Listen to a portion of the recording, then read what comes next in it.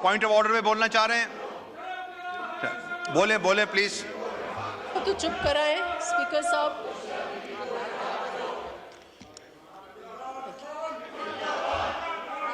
बोलूं?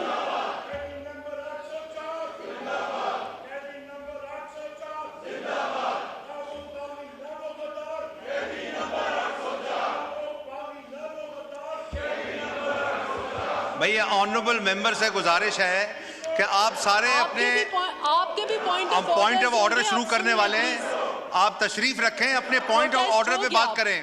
प्रोटेस्ट हो गया, रजिस्टर भी हो गया। Thank you.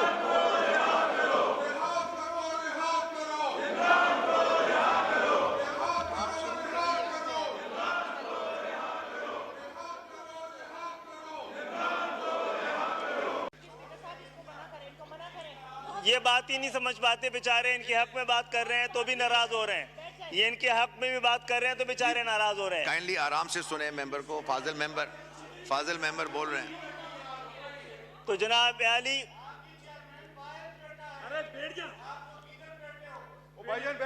बैठ जाओ। लेकिन जनाब स्पीकर जी, आपने ये कहा, कल ये कहा गया कि हमारी शनाख्त, हमें ये कहा गया कि हमारी शनाख्त फॉर्म 47 है, फॉर्म गलत लगा दिया। हमारी शनाख्त 9047 है, फॉर्म 47 नहीं 9047 हमारी शनाख्त है, और फॉर्म 45 हमारे पास है, फॉर्म 45 हमारे पास है। हम तो कह रहे हैं इनकी बात सुने, लेकिन ये बात सुनने को खुद तैयार नहीं है। आज आप कंटिन्यू करते हैं जनाब आली, जनाब स्पीकर 2000। आप बैठे प्लीज, आप बैठे जनाब। अभी बैरिस्टर गौहर साहब ने बात करनी है, आपके पार्टी के मेंबर हैं वो भाई, जो ये बात भी नहीं सुनेंगे।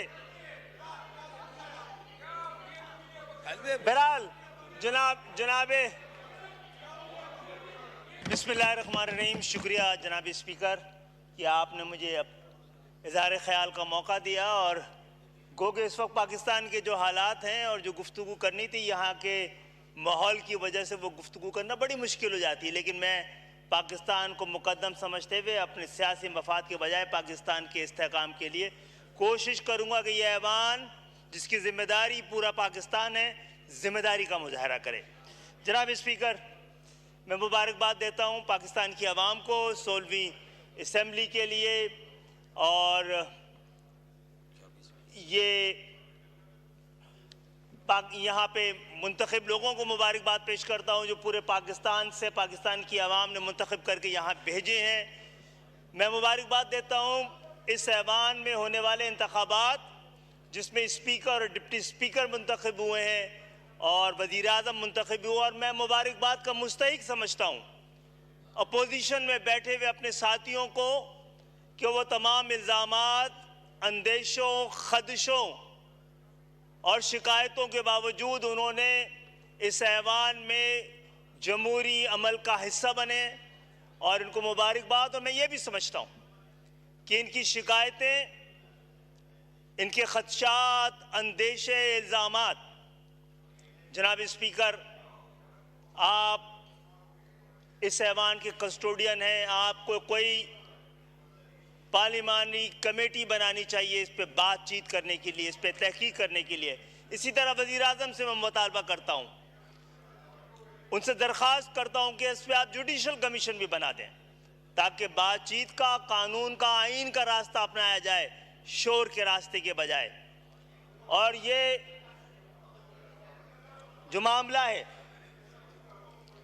कि ये आइन पाकिस्तान की जमहूरियत का महवर, सियासत का मरकज़ है, और सियासत को गुज़श्ता 30-40 साल से, 50 साल से ये सियासत को मदाखलत की शिकायत रही है।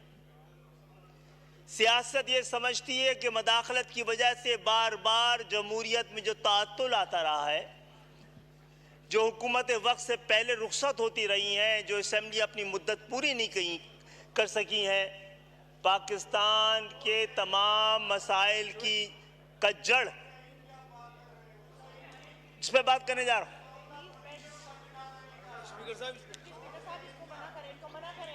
ये बात ही नहीं समझ पाते बेचारे, इनके हक में बात कर रहे हैं तो भी नाराज हो रहे हैं, ये इनके हक में भी बात कर रहे हैं तो बेचारे नाराज हो रहे हैं। काइंडली आराम से सुने मेंबर को। फाजिल मेंबर बोल रहे हैं। तो जनाब आली,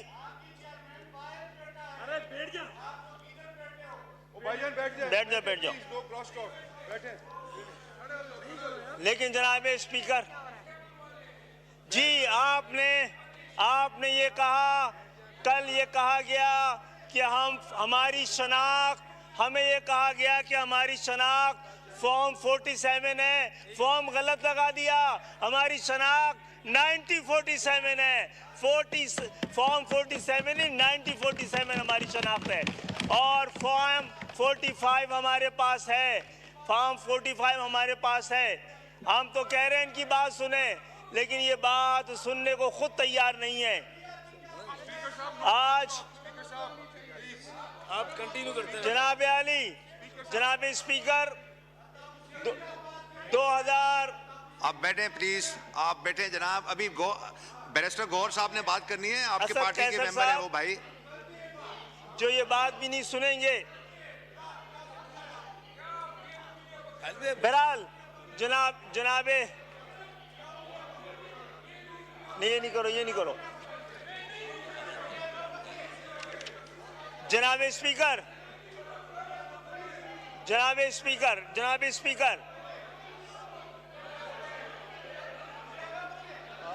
नहीं, ये नहीं करो।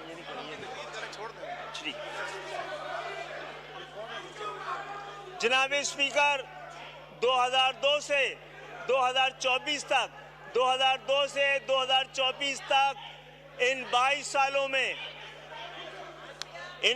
सालों में 5 इंतखाबात कमोबेश वक्त पे हुए हैं। जनाबे तशरीफ रखें। अली मोहम्मद, आपके लिए भी बात कर रहे हैं, आप उस पर भी नाराज हो रहे हैं। आपसे मफाहमत की बात कर रहे हैं, उस पर भी आप नाराज हो रहे हैं।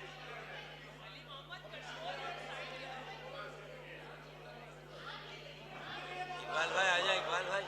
भैया आए यार, आपने मेरी तकरीर खराब कर दी।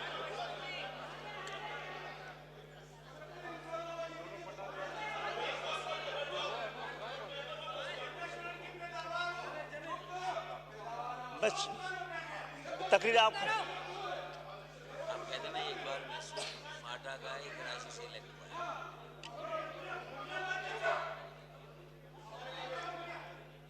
जनाब स्पीकर 2002 से 2024 तक 22 साल से इंतखाबात पाकिस्तान में अल्हम्दुलिल्लाह कमोबेश वक्त पे हो रहे हैं।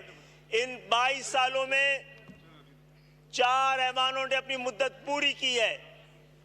5 दफा इंतखाबात हुए, 4 ऐवानों ने अपनी मुद्दत पूरी की है। इन 22 सालों में 4 मुख्तलिफ जमातों ने वफाक में हुकूमतें बनाई हैं। और हाँ, ये बात अलग है कि वजीर आज़म अपनी मुद्दत पूरी ना कर सके। अब इस दफ़ा 9 और इनको मिलाकर 10 वजीर आज़म इस 22 साल में बदलते रहे। लेकिन जो पाकिस्तान की सियासत को शिकायत थी कि जमहूरियत का तसलसल उनको दस्तयाब नहीं हुआ, इस 22 साल में जमहूरियत के तसलसल मौजूद रहा है। लेकिन क्या ये जमहूरियत का तसलसल खुशहाली, अमन, इस्तेहकाम की जमानत बन सका है? नहीं बन सका है। जनाब स्पीकर, इस जमहूरियत के तसलसल के बाद भी हम आज देखते हैं तो हमें क्या नजर आता है? हमें तो आईन माजूर, कानून मजबूर, इंसाफ मफरूर और अदालतें यरगमाल नजर आती हैं। हम ये समझते हैं कि इस 22 साल के जमहूरियत के तसलसल के बाद पाकिस्तान बहरानों के भंवर में घिरा हुआ है। हम ये आज बिलावल भुट्टो साहब ने भी, वजीर आज़म साहब ने भी, हम सब ये कहते रहे कि पाकिस्तान का सबसे बड़ा मसला माशी बहरान है, सबसे बड़ा बहरान माशी बहरान है, माली बहरान है।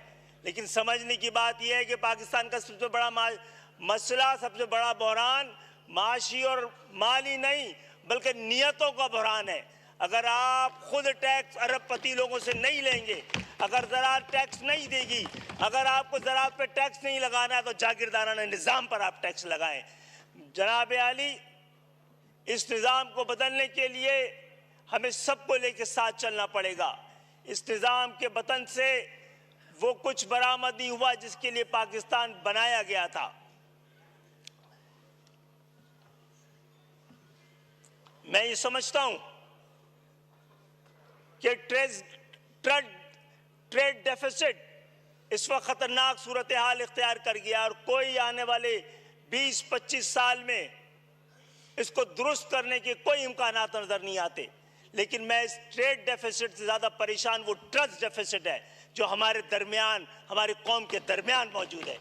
जनाब आली, मसला हम उस खतरे और हमें डर है कि पाकिस्तान कहीं को फाइनेंशियल बैंक करप्सी ना हो जाए, लेकिन वो जो मॉरल बैंक करप्सी ऑलरेडी हो चुकी है उस पर हमारी तवज्जो नहीं है।